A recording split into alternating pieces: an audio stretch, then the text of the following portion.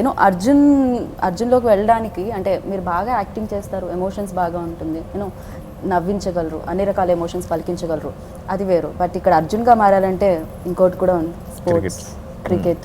So అది చాలా కష్టం. ఎందుకంటే ఇదైతే మీకు వెన్నతో పెట్టిన విద్య, మేము చూసినాం ఇన్ని సినిమాలుగా. బట్ క్రికెట్ అనేది కొత్తగా యాడ్ అయింది లైఫ్లో. అది ఊరికే పలికిస్తే కదా, ఆడితే రావాల్సి వస్తుంది నాకు తెలిసి.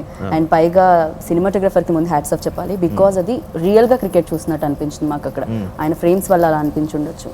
అండ్ క్రికెట్ గురించి దాన్ని ఎంతవరకు, దాన్ని ఎలా అర్జున్ ఓన్ చేసుకుంది, దాన్ని ఎలా నాని ఓన్ చేసుకుంది? ఐ థింక్ నేను క్రికెట్ నేర్చుకుందాం అని అనుకుంటాం కంటే మన్ని ఏదైనా ఒకటి మనం ఎక్స్ట్రా ఎఫర్ట్ పెట్టాలంటే అది స్క్రిప్ట్ మోటివేట్ చేయాలండి. ఇప్పుడు కొన్ని సినిమాలు ఇప్పుడు నన్ను అప్పుడప్పుడు అడుగుతుండేవాళ్ళు ఎవరన్నా, మీరు 6 ప్యాక్లు చేయరా అని. చేయను అనేవాడిని.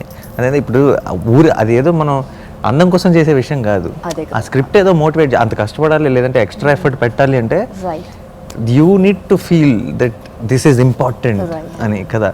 సో ఇప్పుడు నాకు తను చెప్పిన కథలో కనుక క్రికెట్ బ్యాక్గ్రౌండ్లో అలా వచ్చి వెళ్ళిపోయేదైతే నేను నిజంగా ఎఫర్ట్ పెట్టేవాడిని కాదేమో.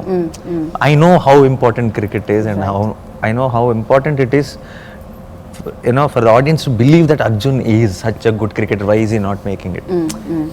లేదంటే మిగతా పాయింటే లేదు. ఇప్పుడు మనం సినిమా చూస్తున్న వాళ్ళందరూ ఏం ఆడతాడు రైడు అన్న ఫీలింగ్ రాకపోతే మిగతా అన్ని విషయాలు తేలిపోతాయేమో అని మేము యాక్చువల్లీ ముందు నేను మాట్లాడుకున్నప్పుడు కూడా ఇది మేము చాలా కాన్ఫిడెంట్గా ఉన్నాం. ఏమంటే ఎమోషనల్ సీన్స్ ఇవన్నీ చాలా ఇష్టమైన సీన్స్, డెఫినెట్గా అందరూ కనెక్ట్ అవుతారు అని తెలుసు ఏ సీన్ అయినా సరే.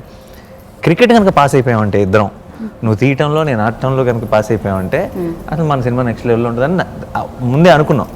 సో అందుకే ఫస్ట్ క్రికెట్ మ్యాచ్లు షూట్ చేసేటప్పుడు కూడా పర్టికులర్గా ఓకే కదా చాలా షాట్లు అప్పుడప్పుడు కొన్ని ఇప్పుడు మీరు బెస్ట్ టేక్లే చూస్తారు ఆబ్వియస్లీ, కొన్ని మనం కర్ర బిల్ల రేంజ్లో ఆడిన 2-3 షాట్లు కూడా వస్తాయి మధ్యలో కదా. సో అవన్నీ తీస్తాం పక్కకి. బట్ బట్ ఆ సినిమాలో మీరు చూసింది రావాలంటే దానికి ఆ మాత్రం ప్రాక్టీస్. బట్ ఈరోజు డెఫినెట్గా ఐఎమ్ 100% అంటే అర్జున్ రేంజ్ ప్లేయర్నా లేదంటే అదంతా నాకు తెలియదు కానీ 100% నేను చాలా మంచి ప్లేయర్నే అని అనుకుంటున్నాను ఈ సినిమా వల్ల.